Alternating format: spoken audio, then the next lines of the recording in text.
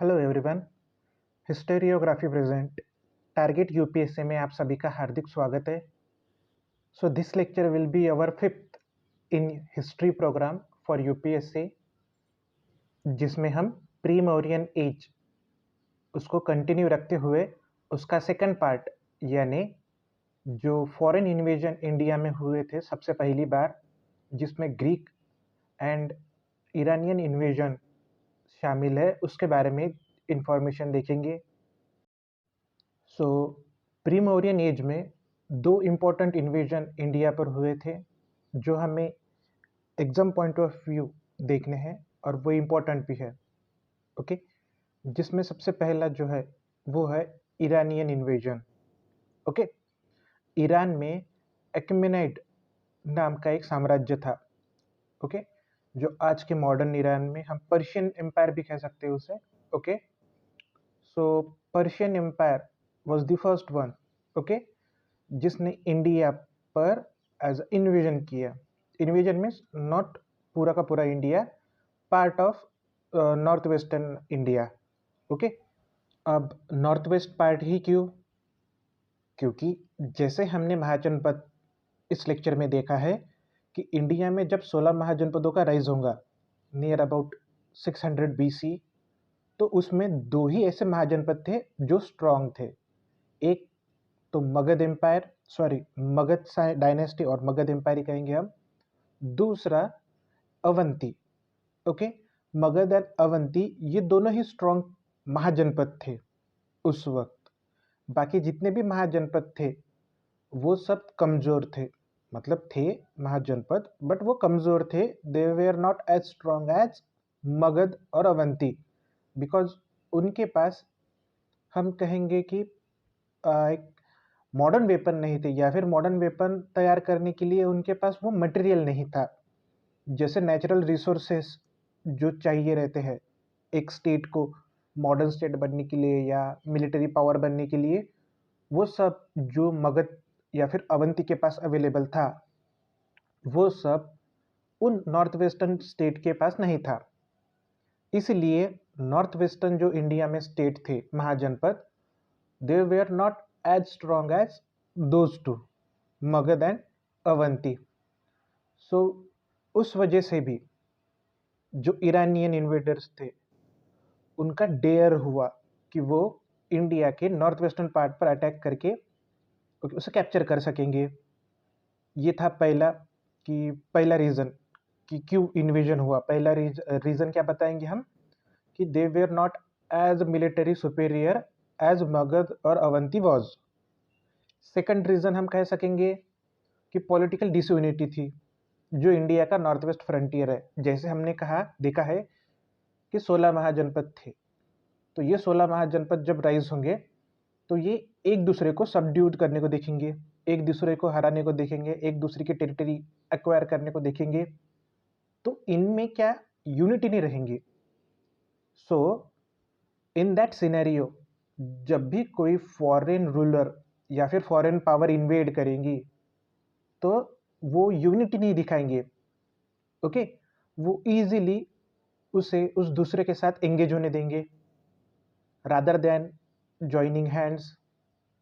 तो वहाँ पर ईरानियंस को डिसयूनिटी दिखी और उनको एक चांस देखा कि हम ये एरिया कॉन्कर कर सकते हैं।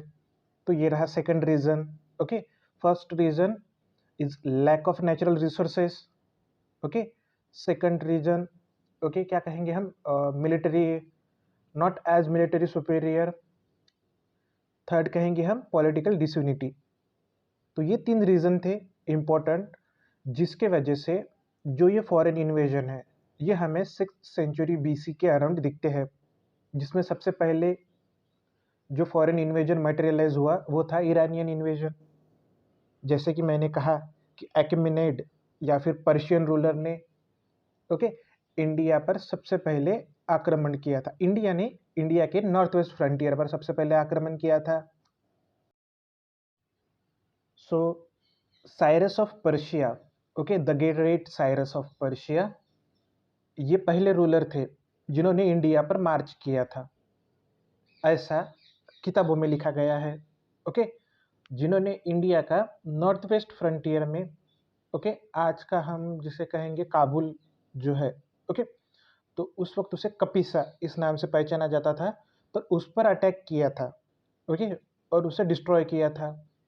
जितनी भी इंडस के वेस्ट में जितनी भी ट्राइब्स या फिर छोटे मोटे जनपद कहेंगे हम, जो भी थे, उन सब ने साइरस के सामने सरेंडर कर दिया था, ओके, और उन्हें ट्रिब्यूट पे करेंगे, ओके, ऐसा उन्हें वचन दिया था। आप देखो कि पर्शिया उस वक्त की सुपर पावर थी, okay, Persian army was very vast, बहुत बड़ी पर्शियन आर्मी थी। तो वो उतनी बड़ी पर्शियन आर्मी के साथ अगर किसी छोटे जनपद पर मार्च करेंगे, तो ऑब्वियसली छोटे जनपद, ओके, उनके पास स्मॉल आर्मी रहेंगी, वो उनके सामने टिक नहीं पाएंगे, ये उन्हें पता तभी चल गया था। सो उसीलिए उन्होंने सरेंडर कर दिया था, ओके, और उन्हें ट्रिब्यूट पे करने का उन्होंने प्रॉमिस किया था। तो ये था पहला रूलर, पहला शासक, जिनका नाम था साइरस ऑफ पर्शिया, जिनका टाइम पीरियड भी हम देख सकते हैं। नेक्स्ट, साइरस के बाद जो सेकंड इम्पोर्टेंट, ओके, रूलर था जिसने इंडिया पर, हम कहेंगे कि साइरस ने एक्वायर्ड की टेरिटरी को और थोड़ा एक्सपांड किया, वो थे दारियस प्रथम। हु? दारियस प्रथम, ओके, ये भी एक्मेनिड रूलर थे, मतलब पर्शियन रूलर थे, साइरस के पोते, ग्रैंडसन, जिन्होंने नॉर्थ वेस्ट फ्रंटियर में और थोड़ा पेनिट्रेशन किया उनके साइड से, ओके, और नियर अबाउट 515 BC, ओके, उन्होंने पंजाब का एरिया भी थोड़ा बहुत कैप्चर कर लिया था, ओके। और जितने भी लिटरेरी सोर्सेस है उस वक्त के, ईरानियन लिटरेरी सोर्सेस, उससे हमें एक चीज़ पता चलती है कि जो एक्मेनाइड रूलर्स थे या फिर पर्शियन रूलर थे, वो अपने प्रोविंसेस को शत्रापी कहते थे, शत्राप कहते थे। तो ऐसे कुल मिलाकर 28 शत्राप का मेंशन हमें पर्शियन लिटरेचर में मिलता है उस वक्त के कंटेम्प्रेरी एज के।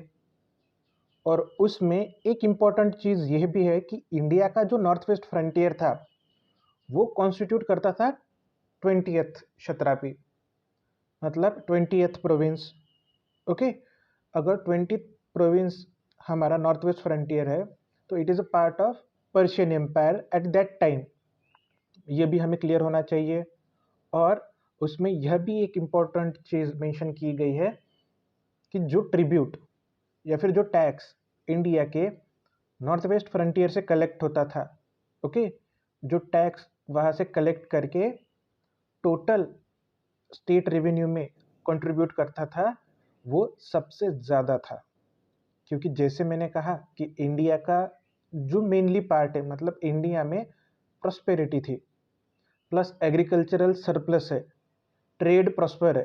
अगर ट्रेड प्रॉस्पर है, एग्रीकल्चरल सरप्लस है, तो ऑब्वियसली वहाँ पर बिग टैलेंट ऑफ गोल्ड होगा, ओके, बहुत सारा गोल्ड का खजाना होगा। अगर बहुत सारा गोल्ड का खजाना है, तो टैक्स भी ज़्यादा कलेक्ट होगा, तो इसीलिए जो टैक्स था, ओके, वो भी सबसे ज़्यादा कंट्रीब्यूट इंडिया का ही एरिया उस पर्शियन एम्पायर में कंट्रीब्यूट करता था, उस उनके टोटल रेवेन्यू में कंट्रीब्यूट करता था। नेक्स्ट, पर्शियन आर्मी में इंडियन सोल्जर का एनरोलमेंट भी हमें उस वक्त के कंटेम्प्रेरी लिटरेचर्स में मिला है, ओके, उसके भी सबूत। सो इसकी अगर मैं बात करूँ इंडियन आर्मी का, तो जैसे आप लोगों ने 300 मूवी अगर देखा होगा, ओके, 300 मूवी, तो उसमें आपको दिखेंगे कि जो ग्रीक सोल्जर्स थे, वो पर्शियंस आर्मी के साथ लड़ते हैं, तो उसमें एक ट्रूप जो है वो इंडियन सोल्जर्स का भी बताया है, ओके। सो उस वक्त के ग्रीक सोल्जर्स के साथ में फॉट करने के लिए इंडियन सोल्जर को एनरोल करके उन्होंने वहाँ पर इन वॉर भेजा था, मतलब इंडियन सोल्जर एनरोल करते थे पर्शियन सोल्जर, पर्शियन आर्मी में।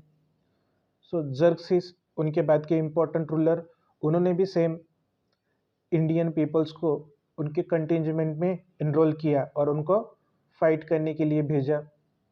वही जर्क्सिस और लियोनार्डस, उनके ही बीच के युद्ध को उस 300 मूवी में बताया है, जिसमें इंडियन सोल्जर भी हमें दिखते हैं। नेक्स्ट आफ्टर जर्क्सिस इज दारियस 3, ये 4 इंपॉर्टेंट रूलर है। एक तो साइरस ऑफ पर्शिया क्यों इंपॉर्टेंट है, क्योंकि वो फर्स्ट फॉरेन कॉन्करर थे जिन्होंने इंडिया में इन्वेजन किया था। नेक्स्ट इज दारियस प्रथम, then Xerxes and then Darius third. Next जो हमें इंपॉर्टेंट पॉइंट देखना है वो है impact of Iranian invasion on India. Okay, India पर उनके इन्वेजन का क्या इम्पैक्ट हुआ। So near about 200 year Iranian का कांटेक्ट ये इंडिया के साथ रहा था, मतलब पर्शियन एम्पायर का कांटेक्ट उनके पास ही नॉर्थ वेस्ट फ्रंटियर था, जब तक कि अलेक्जेंडर वो एरिया उनके पास कॉन्कर्ड करके नहीं कैप्चर कर लेंगे। So during this entire period हमें कल्चरल एक्सचेंज दो अलग अलग सिविलाइजेशन में होते हुए दिखाई देता है। जैसे कि इंडियन सोल्जर, जो इंडियन मैन पावर थी, उसको पर्शियन आर्मी में एनरोल किया जाने लगा।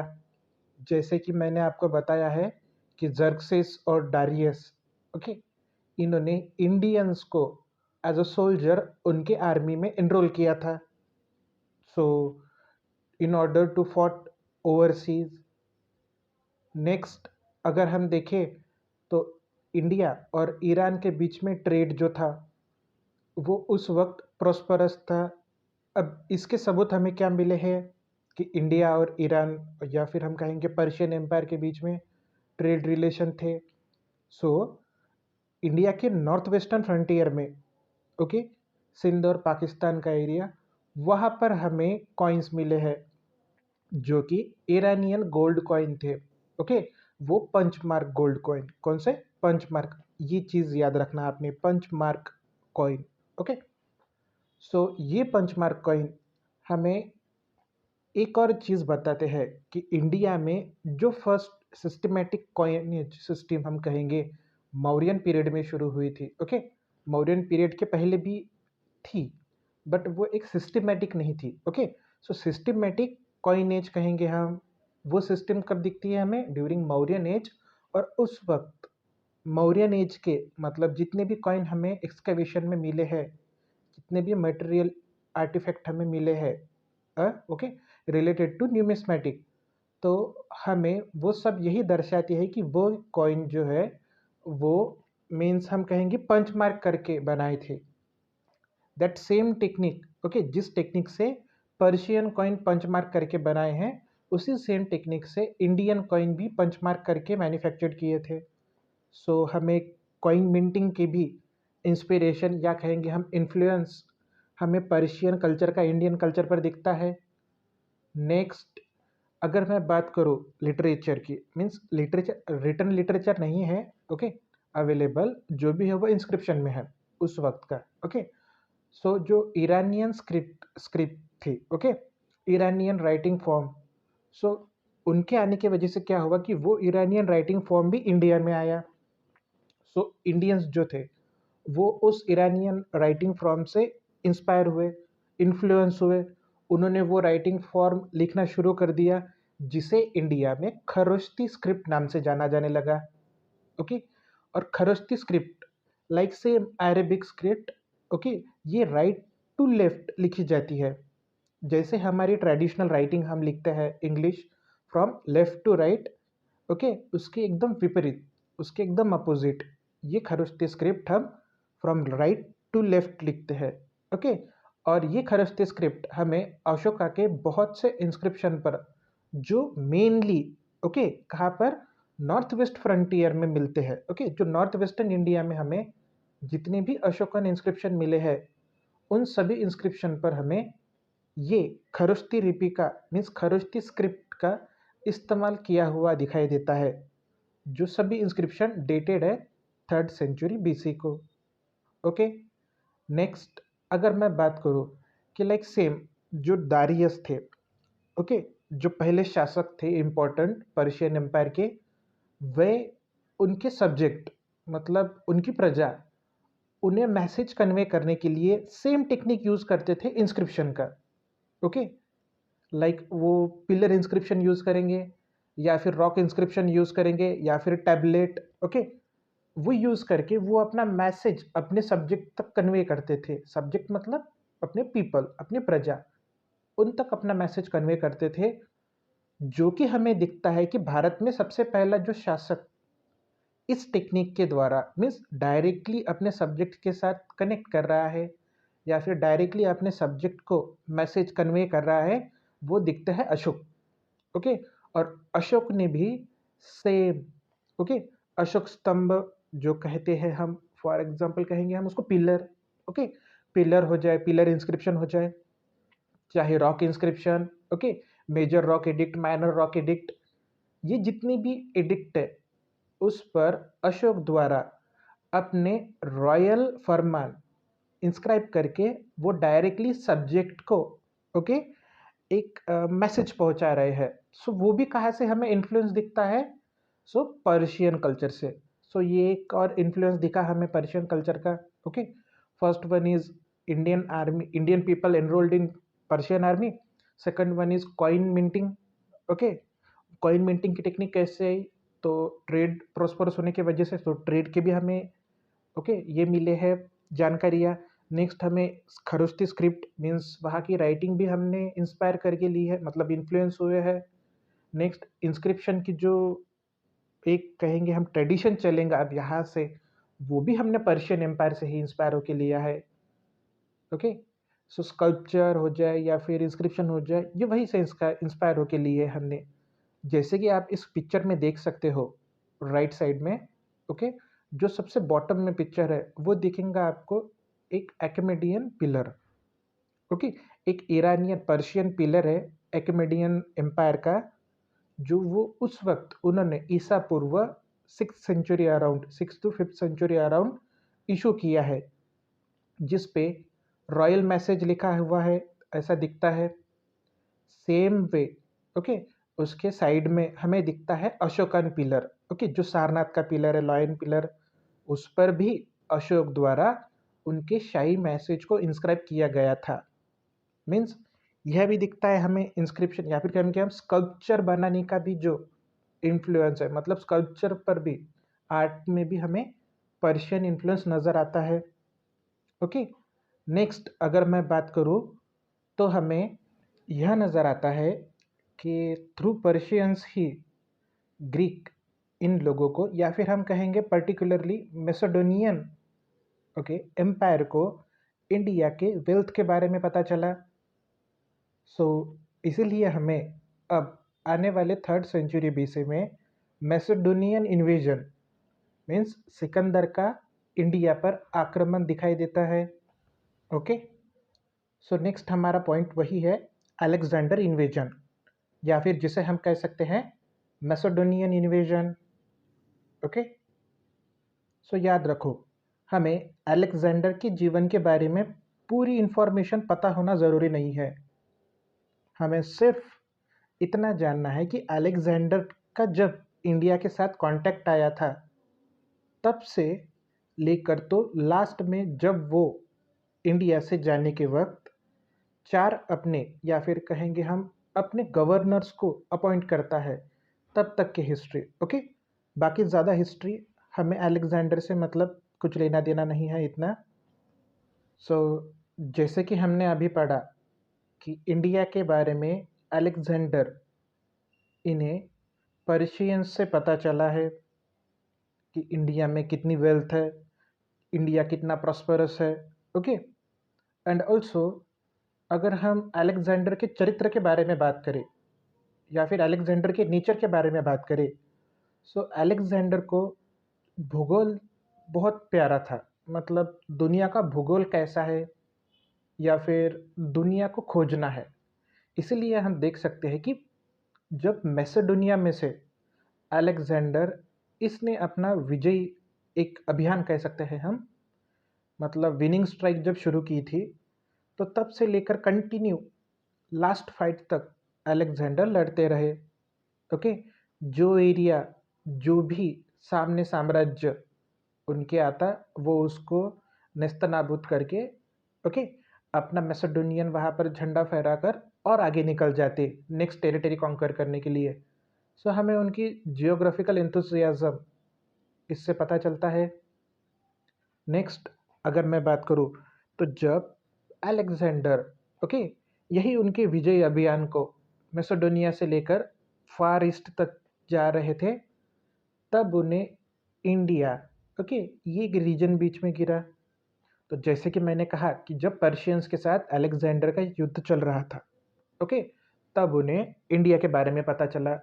सो उन्होंने अपना एक्सपेंशन इंडियन टेरिटरी तक लाया, और जब इंडियन टेरिटरी के पास अलेक्जेंडर नियरली अबाउट हम कह सकते हैं कि 328 टू 326 BC, ओके, अलेक्जेंडर ने इंडिया के तरफ मार्च किया, ओके, मतलब इंडिया टच हुए, इंडिया के एकदम नॉर्थ वेस्ट फ्रंटियर पर टच हुए, ओके।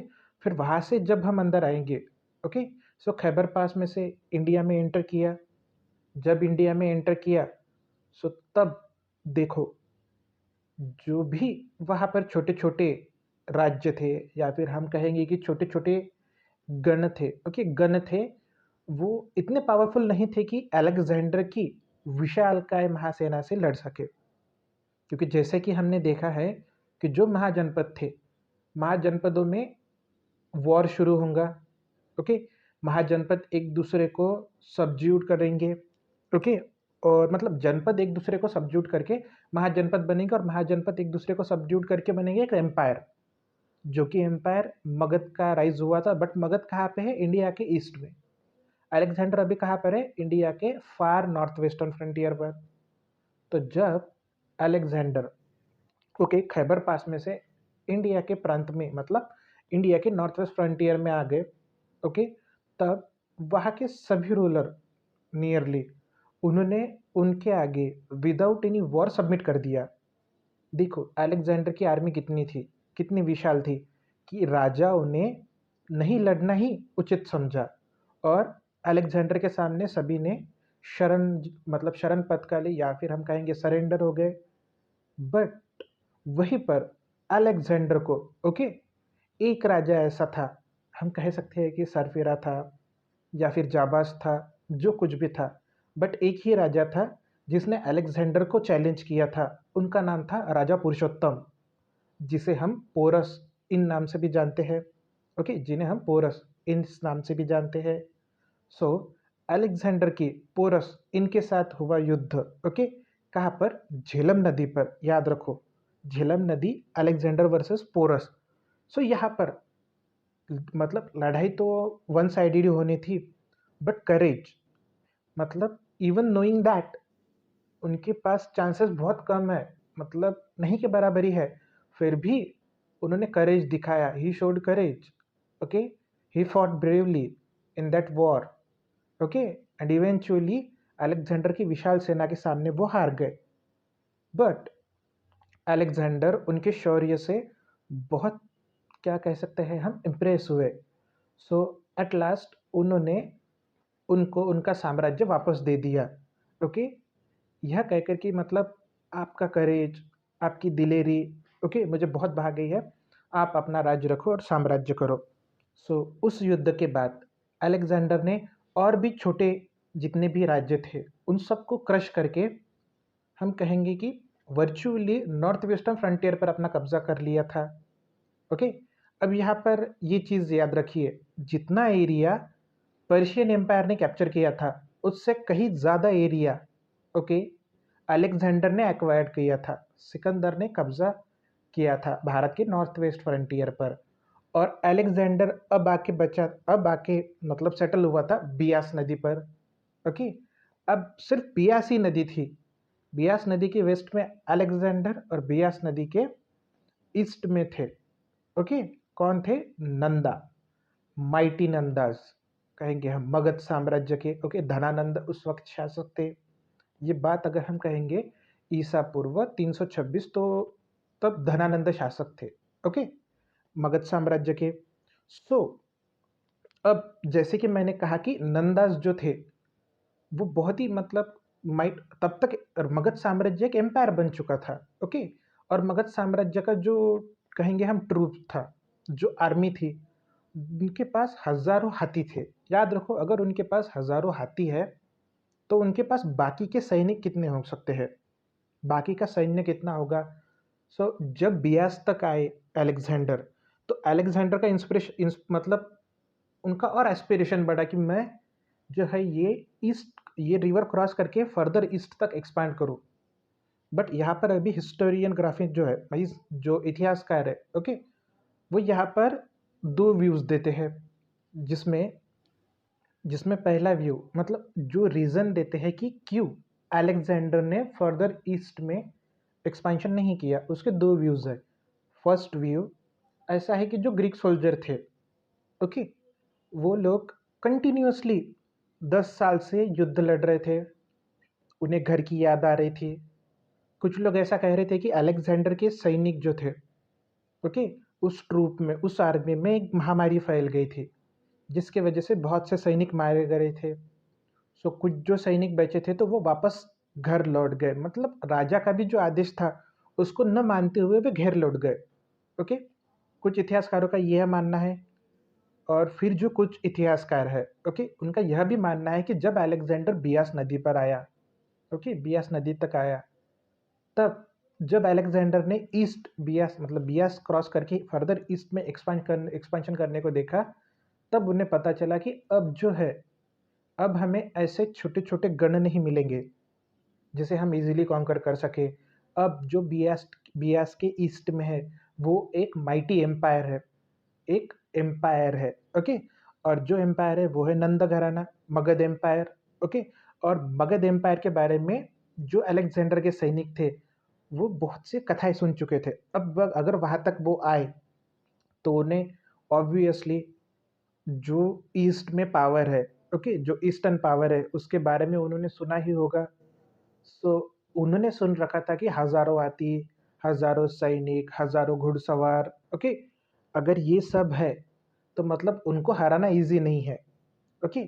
सो उन्होंने उनसे युद्ध ना करने का ही ठान लिया था, इसीलिए वे वहाँ से वापस चले गए। सो ये दो व्यूज़ है हिस्ट्री मतलब जो इतिहासकार है उनके। तो इसमें आप डिस्टिंक्शन कैसे देख सकते हो कि जो फॉरेन ऑथर थे, जो अलेक्जेंडर को महत्व देते थे, उन्होंने पहला तर्क रखा कि वो होमसिक हो गए थे, या फिर कहेंगे हम फ्लू फैल गया था, वायरस हो गया था, या फिर एपिडेमिक हो गया था, इसीलिए वो वापस चले गए। और जो इंडियन हिस्टोरियंस थे, इंडियन इतिहासकार थे, उन्होंने ऐसा व्यू रखा कि जो माइटी नंदास थे, ओके, माइटी नंदास की पावर को देखकर ग्रीक सोल्जर जो थे उनका मॉरल डाउन हो गया और उन्होंने फर्दर ईस्ट, ओके, एडवांस करने से मना कर दिया। और उन्होंने इतना ही मना नहीं किया, उन्होंने राजा का आदेश मना कर दिया। कुछ भी हो, इन कंक्लूजन, ओके, हमें दिखता है कि अलेक्जेंडर फर्दर ईस्ट में एक्सपेंशन नहीं करता है, वहां से ही, ओके, अब वापस जाएगा, बट इमीडिएटली नहीं। अलेक्जेंडर इंडिया के नॉर्थ वेस्ट फ्रंटियर पर बहुत महीने रहा था, लगभग कह सकते हैं हम कि 15 से 20 महीने तक अलेक्जेंडर नॉर्थ वेस्ट फ्रंटियर पर था, ओके। एग्जैक्ट डेट के बारे में पता नहीं, सिर्फ हिस्टोरिकल मतलब रिकॉर्ड मिलता है कि अलेक्जेंडर वहाँ पर था। और जब अलेक्जेंडर, ओके, इंडिया के नॉर्थ वेस्ट फ्रंटियर पर था, तब उन्हें पहली बार नदी दिखी, मीन्स समुंदर दिखा, इंडस का एक मुंह, ओके, इंडस का हम कहेंगे डेल्टा दिखा। सो वहाँ पर अलेक्जेंडर ने अपने, मैं कह सकते हैं हम एक फ्लीट बनाई, नेवल नावल फ्लीट, और उनको मैसेडोनिया तक इंडस से, ओके, रास्ता ढूंढने के लिए, ओके, मैरीटाइम रूट ढूंढने के लिए भेज दिया। बस देखो आप, जब एक नया मैरीटाइम रूट मतलब उनको समुद्र दिखा, उस समुद्र से कैसे हम अपने राज्य, ओके, अपने प्रांत जा सकते हैं, वो भी ढूंढने के लिए, मतलब जियोग्राफिकल इंक्वायरी करने के लिए उन्होंने अपना एक फ्लीट भेजा, नावल फ्लीट भेजा। सो हमें यहाँ से भी उनका एक जियोग्राफिकल इंथुजियाज्म दिखता है। नेक्स्ट, जब अलेक्जेंडर वापस जाने वाले थे तो उन्होंने जाने के वक्त अपना जो टोटल एरिया था, ओके, कॉन्कर किया हुआ, वहाँ तक आते समय जो इंक्लूडिंग पर्शियन एम्पायर, उसको 3 भागों में, 3 पार्ट्स में डिवाइड कर दिया और 3 गवर्नर्स के अंडर रख दिया। सो बाकी के ग्रीक्स जो है, ओके, बैक्टीरियन ब्रांच हो जाए, ओके, वो उनका हमें लेना देना नहीं। इंडिया में जो थे इंडो ग्रीक, हमें उनसे लेना देना है। सो जो इंडियन ब्रांच थी, इंडो ग्रीक ब्रांच थी, ओके, वो सेल्यूलस निकेटर इनके आधिपत्य में अलेक्जेंडर ने दी थी। किनके? Seleucus Nicator. अब सेल्यूकस निकेटर का जो जिक्र है, ओके, वो हमें चंद्रगुप्त मौर्य इनके वक्त आएगा। ओके, उनके वक्त देखेंगे कि चंद्रगुप्त मौर्य ने कैसे सेल्यूकस निकेटर के साथ मतलब उनके रिलेशन थे, कुछ युद्ध हुआ कि नहीं। ओके, वो आने वाले वक्त में देखेंगे। और अलेक्जेंडर वहां से वापस अपने घर मतलब अपने होम प्रांत की तरफ निकल चुके थे। Okay, but during that time, okay, at the age of nearly हम कहेंगे कि 33, 34 और 32 के आसपास ही, ओके, उनकी डेथ हुई थी। ऐसा कहते हैं कि 33 के आसपास उनकी डेथ हुई थी। ओके, ईसा पूर्व 323 बीसी में। कहाँ पर? बेबीलोन में। ओके, सो बेबीलोन यहाँ पर अलेक्जेंडर की डेथ 323 बीसी को हुई थी। Okay, at the age of 33। तो देखो, at the age of 33 Alexander ने कितना कुछ अचीव कर रखा था। ओके, तो जब अलेक्जेंडर का इंडिया पर आक्रमण करना, इंडिया के नॉर्थ वेस्ट फ्रंटियर पर रहना, इससे क्या होगा कि कल्चरल एक्सचेंज होगा। जिस तरह पर्शियन इन्वेजन की वजह से थोड़ा कल्चरल एक्सचेंज हमें दिखा, ओके, सेम कल्चरल एक्सचेंज हमें अब ग्रीक इन्वेजन या फिर मैसेडोनियन इन्वेजन के वजह से दिखेगा, जिसमें हमें ऐसा नज़र आता है कि अलेक्जेंडर का इन्वेजन जो था वो पहला इंस्टेंट था जिस वक्त एंशियंट यूरोप और एंशियंट इंडिया के बीच में एक क्लोज कांटेक्ट एस्टेब्लिश हुआ था। ओके, सो वो फर्स्ट इंस्टेंट था। उसके बाद तो एक ट्रेड ही मींस एक प्रॉपर ट्रेडिंग रिलेशन ही एस्टेब्लिश हुआ था। ओके, जैसे कि मैंने कहा था कि मैसेडोनिया से इंडिया तक का मैरीटाइम रूट, ओके, वो खोजने के लिए या फिर डिस्कवर करने के लिए अलेक्जेंडर ने एक नावल फ्लीट भेजी थी। तो सेम, ओके, अब हमें दिखेगा कि ट्रेड भी एस्टेब्लिश होगा। नॉर्थ वेस्ट फ्रंटियर में ट्रेड जो है हमें वो बढ़ता हुआ दिखेगा, not only in north west frontier, okay, India के सदर्न एरिया में भी हमें बहुत ज़्यादा, ओके, ट्रेड ये ग्रीक्स के साथ इंडिया में होता था, इसके सबूत मिले हैं।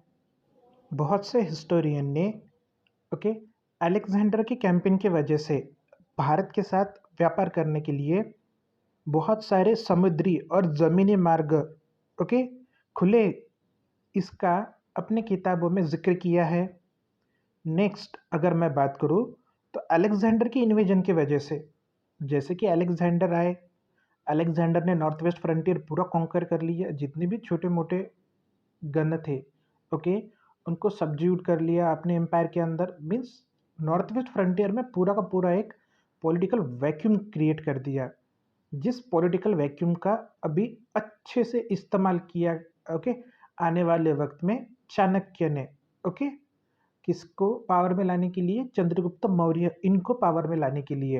ओके, नेक्स्ट अगर मैं बात करूं तो अलेक्जेंडर ने उनके 15 महीने या फिर 20 महीने के वहाँ के क्या कहेंगे हम, स्टे के दौरान बहुत से नए शहरों की स्थापना की, बहुत से नए शहर बनाए, ओके, और उन शहरों को खुद का नाम दिया। जैसे कि हमें दिखता है अलेक्जेंड्रिया एक सिंध में है, अलेक्जेंड्रिया एक काबुल रीजन में है, बहुत से नियर अबाउट 20 तो अलेक्जेंड्रिया ऐसे शहर मिलेंगे हमें दुनिया में अगर आप सर्च करोगे तो, बहुत डिफरेंट डिफरेंट जगहों पर, बट वो सेम रूट फॉलो करते हैं। कौन सा? अलेक्जेंडर का, ओके, वो जो कॉन्करिंग रूट था इंडिया तक आने तक, ओके, उसी रूट में हमें ये 20 अलेक्जेंड्रिया दिखेंगे अलग अलग। ओके, नेक्स्ट अगर मैं बात करूँ तो अलेक्जेंडर के जो हिस्टोरियंस थे, जो इतिहासकार थे, उनके द्वारा लिखे गए किताबों से हमें मतलब बहुत मदद हुई है। ओके, क्योंकि अलेक्जेंडर के जो इतिहासकार थे, जो ग्रीक हिस्टोरियन थे, उन्होंने जितने भी इंसिडेंट्स थे, ओके, उन सब का डेट वाइज जिक्र किया है। ओके, मीन्स हमें डेट के बारे में और वो जो इंसिडेंट्स हुआ है उसके बारे में क्रोनोलॉजिकली इंफॉर्मेशन कहाँ से मिलती है? तो ग्रीक हिस्टोरियन से मिलती है।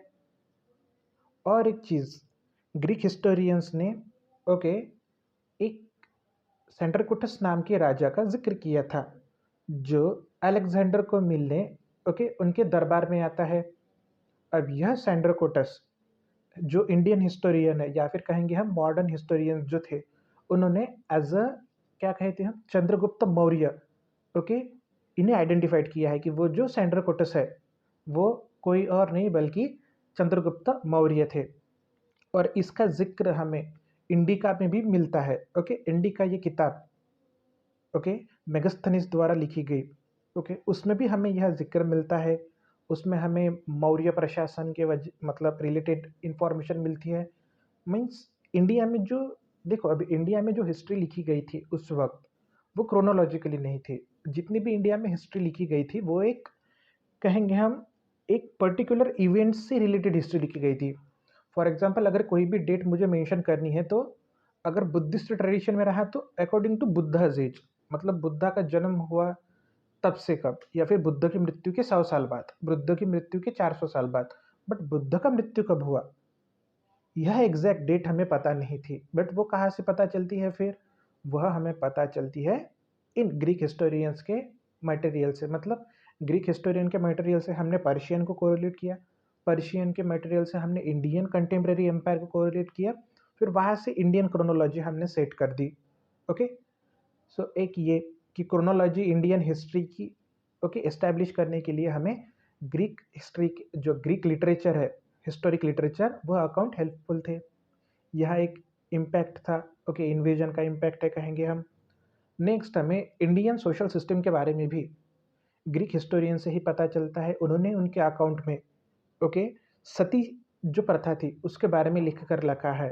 ओके, सो ये कुछ इन्फॉर्मेशन थी अलेक्जेंडर के इन्वेजन के वजह से इंडियन हिस्ट्री पर कैसा थोड़ा चेंज हुआ, या फिर इंडियन हिस्ट्री की स्टडी करने में हमें किस तरह मदद गई। ओके, सो इस लेक्चर में हमने, ओके, ये जो सेकंड पार्ट था प्री मौर्यन एज का, हमने Persian invasion and Macedonian invasion देखा। अब जो थर्ड पार्ट रहेगा, नेक्स्ट पार्ट, उसमें हमें हेटेरोडॉक्स सेक्ट, अभी जो कंटेम्प्रेरी एज में, ओके, ये सभी प्री मौर्यन एज ही शुरू है, जो हेटेरोडॉक्स सेक्ट राइज हो रहे हैं, ओके, उनके बारे में देखना है। जैसे multiple heterodox sect, okay, rise हुए थे, बट उसमें से दो प्रोमिनेंटली बहुत फेमस हुए। एक था बुद्धिज्म, दूसरा था जैनिज्म। बुद्धिज्म गौतम बुद्ध द्वारा स्थापित किया गया एक सेक्ट, दूसरा जैनिज्म वर्धमान महावीर, नहीं वर्धमान महावीर नहीं कहेंगे हम, बहुत से थे, 24 तीर्थंकर थे, बट वर्धमान महावीर ये लास्ट थे और बहुत फेमस थे, और उन्हें कहा जाता है जैनिज्म का मेन, ओके, फाउंडर। ओके, सो इसके बारे में हम नेक्स्ट लेक्चर में देखेंगे। सो इसके पहले के लेक्चर है वो आपने देख लेना। अगर आपको प्रॉब्लम रहा तो क्वेश्चन पूछ लेना। ओके, अगर नहीं समझा तो भी नीचे लिखना। ओके, तो चलो, थैंक यू।